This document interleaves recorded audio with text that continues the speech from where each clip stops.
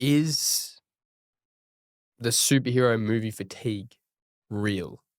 To an extent, I think, but I don't think it's like dead in the water. I think bad movie fatigue is real Yeah. because I think the MCU and the DC EU have done a pretty average job in the past few years of releasing average Sony, movies. And Sony. Yeah, and Sony, obviously, building up these big characters and dropping stinker after stinker. So I think they've got a lot of trust to win back with casual fans.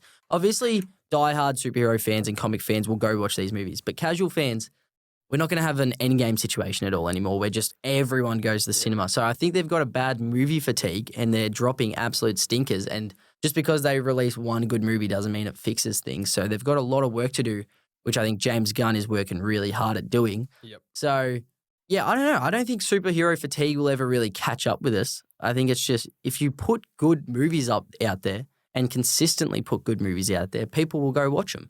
But right now, they're building up these characters and then dropping absolute stinkers. So it's like, why would we care about these guys in future films if we watched them in the past and they were pretty average? Even like, because they nail castings as well, but then like the movies are terrible. Like Venom. Tom Hardy is Venom. So good. Bro, the perfect casting. All three movies, dog shit. Yep. 100%. Even Aaron Taylor Johnson as Kraven the Hunter. Right. Could have been awesome. How good is that casting? Mm-hmm. And I didn't even see the movie because apparently it was so bad. Yep. Madam Web stinker, Morbius stinker.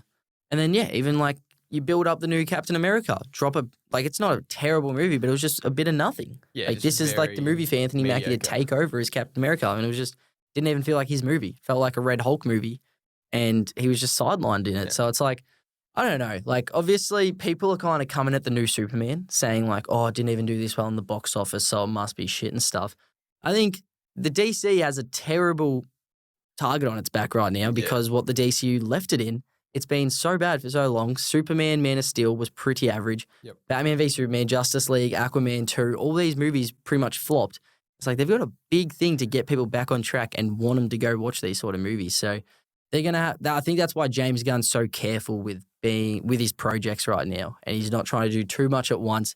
He's making sure everything gets greenlit through him. Because it's like they can't afford to do what the MCU's doing, right? Like that did over COVID where they're just releasing shit after shit. And high volume. And it doesn't work out. Not even done. Exactly. So I think both universes and anyone else that's going into it, same with Sony and stuff, have a big few years ahead of them of locking down and making sure the films that they're putting out are quality films, and then that's when people will get back into these.